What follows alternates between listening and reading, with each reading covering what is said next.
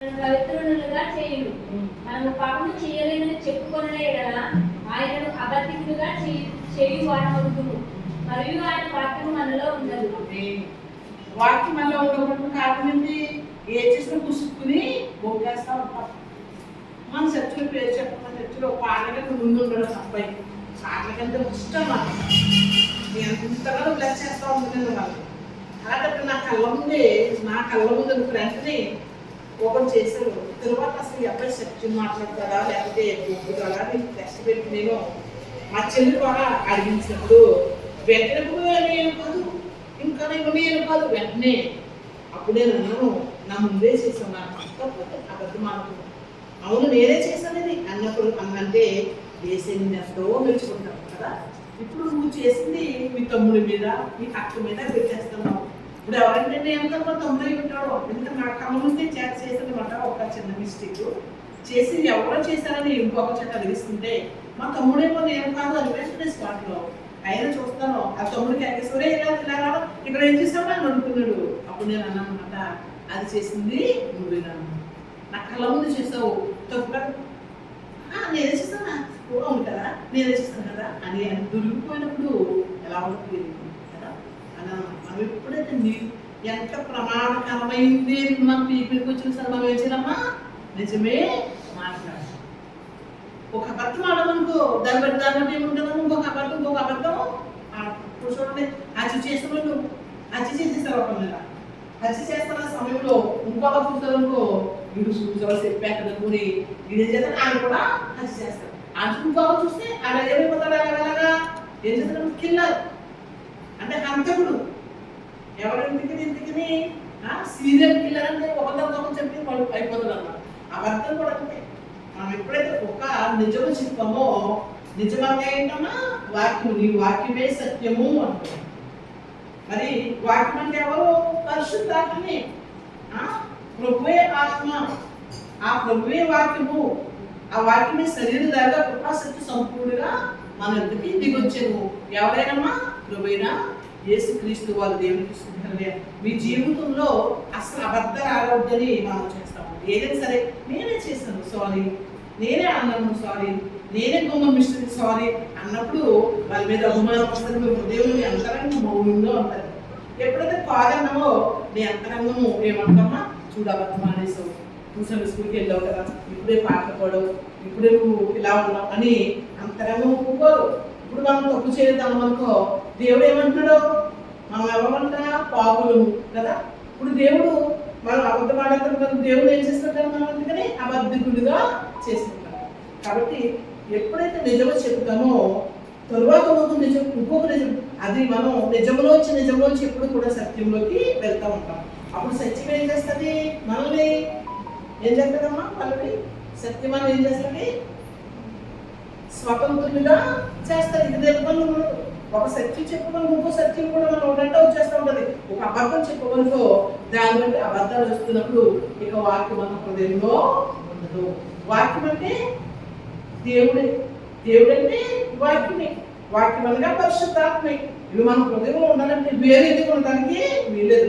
అబద్ధం ఉందనుకో తొమ్మిది కన్నా పక్కన చిమ్ముడు పోయినా చోటు పట్టుకుంటారు. ఇంకా చాడీలు రెండు పక్కన చోటు ఉంటారు.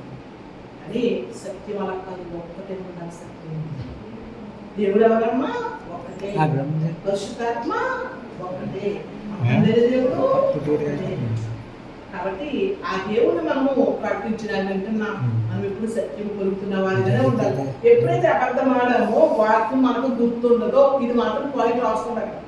ఎందుకంటే మన దగ్గర ఉన్న బైబిల్ చెప్తుంది ఏమోసమా భుజానికి చెప్పింది కాదు, ప్రభువే మాట్లాడుతున్నారు ఇక్కడ. ఎప్పుడైతే ఆయన వాక్యం మనలో ఉండదు. కాబట్టి మనం ఇప్పుడు యేసులో ఉన్నప్పుడు వెలుగు, యేసు ఎక్కడ ఉన్నారంట? వెలుగులో ఉన్నారు. మనం ఎక్కడ ఉన్నట్టు? యేసులో ప్రకటిస్తున్నప్పుడు వెలుగులోనే ఉన్నాం. మనం ఎవరు లోకానికి మనం ఎవరు లోకానికి వెలుగు. దేవుడు వెలుగై ఉన్నాడు. వెలుగును ప్రకటిస్తున్న మనం కూడా వెలుగై ఉన్నాం లోకానికి. చెప్పబడినట్లు అన్ని మంచి ఇదిగో నేను మరి ఈ పేరు అమూల్య జగత్తను. కాబట్టి నేను ఎంతగానో మేలు పొందుకున్నాను. మనకి ఎవరికైతే ప్రెషర్ చేసిన మనతోనో వాళ్ళు మేలు పొందుకునేలాగా ఉన్నారు. ఇదిగో నేను తలన ఆమె చెడ్డను కారణించినప్పటి నుంచి నేను ఎంతగానో మంచిగా ఉండగలుగుతున్నాను. కాబట్టి మన మంచి వారు చెక్కగలరు. దేవుడు ఏమని తెలుసా, వ్యభిచారులకు కూర్చొని గోలు పే చేయొద్దంటే, అంటే తప్పు చేస్తున్న వాళ్ళతో మనము వెళ్ళకూడదు. అందుకే నేను చెప్తాను, మీకు వైపులో ఉన్న వాళ్ళకి సెలవుకి వెళ్తున్నప్పుడు మీరు ఎలాగెళ్తున్నారు జాగ్రత్త. ఎవరైనా అక్రమంగా జీవిస్తుంటే వాళ్ళు చెక్కగలకండి. ఒకవేళ ట్యాక్సీ నుండి కారు వచ్చినా సరే ట్యాక్సీకి డబ్బులు కలిసి వస్తాయి, ఇంకా మరి ఛార్జ్ కలిసి వస్తుంది అని వాళ్ళు వెంబడి వెళ్ళకండి. టిఫిన్ తిన్నప్పుడు కూడా మామూలు భార్య భర్తలు ఎవరికి టిఫిన్ ఇప్పించరు కదా. పిల్లలు భార్య భర్తలు ఉన్నారనుకో, ఇద్దరు ముందు ట్యాక్సీ టిఫిన్ ఇప్పించరు. ఒక రిలేషన్ అయితే తప్ప, క్లాస్ అయితే తప్ప. అదే అక్రమంగా ఉన్న వాళ్ళు అయితే ఎంతమంది ఆడ తీసుకొచ్చేసినా వీళ్ళందరికీ బిందు ఇప్పించేస్తారు. ఎందుకని అక్రమమైన జీవితం కాబట్టి. ఇలా ఉంటే వీళ్ళు ఎవరు చెప్పరు మా జీవితం అనుకుని. కాబట్టి మనము దేవుళ్ళు ఉన్నప్పుడు మన మాట తీరులో, మన కూర్చుంట లేచిన ప్రతి విషయంలో కూడా ఒక ప్రత్యేకమైన వారిగా ఉంటారు. మనం ఎవరంట దేవుడికి, మనం ఎవరు దేవుడు ఏర్పరచుకున్న వారు. మనం ఎవరు దేవుడికి స్వకీయ సంపాద్యం. ఎప్పుడైతే యేసుక్రీస్తు ప్రభువు రక్షించబడి బాప్తిస్మ సాక్షులకు వచ్చామో మనమైన సొత్తు. మీరు బాప్తిస్మ తీసుకున్నారా? Very good. నీవు తీసుకోలేదు నువ్వు. కాబట్టి బాప్తిస్మ సాక్షులకు మనం రావాలి. ఎందుకంటే బాప్తిస్మ సాక్షులకు వచ్చినప్పుడు మన మనస్సాక్షి ఏది మంచిదో ఏది మంచిది కాదో డివైడ్ చేస్తూ చూపిస్తూ ఉంటుంది. అప్పుడు చక్కగా మనం దేవుల్లో యథార్థంగా నడవగలం. ఇప్పుడు అబద్ధం ఆడేసిన తర్వాత నీవు అంతరంగం సైలెంట్గా ఉంటుందా? అంత మాట చెప్తారా నిన్ను? అబద్ధమాడు అంతరమే అంతరంగము లేకపోతే అబద్ధమాడు అంటారు కదా. కాబట్టి మనం బాప్తిస్మ తీసుకున్నామంటే ప్రభురాత్రి పాలలో చేయాలి. ప్రభురాత్రి పాలలో చేసామంటే అర్థమైందమ్మా. ఈ రోజు అంతా ప్రభురాత్రి పాలు తీసుకున్నారా? ఇస్తే తీసుకున్నావా? ఇంకా లేదా? నిగమ పాలని ఇంకా లేదా? మీరు ఎవరు ఇంకా పాలలో చేయలేదా? ఒక నిబంధన చేసుకోవాలి. ప్రభా, నీ రక్తం నా శరీరం ప్రవహించబోతుంది, నీ శరీరం నా శరీరము, నీ రక్తం నా రక్తంలో కలుస్తుంది. కాబట్టి నిన్ను పోలి నేను నడవాలి, నిన్ను పోలి నేను ప్రవర్తించాలి ప్రభా అని మనం. ఎందుకంటే ఆయన పోలి నడవడం ఏంటమ్మా? వెంటనే క్షమించడం, ఎదుటి వారి విషయంలో జాలి కలిగి ఉండటం, యథార్థమైన మనసుతో ఉండటం.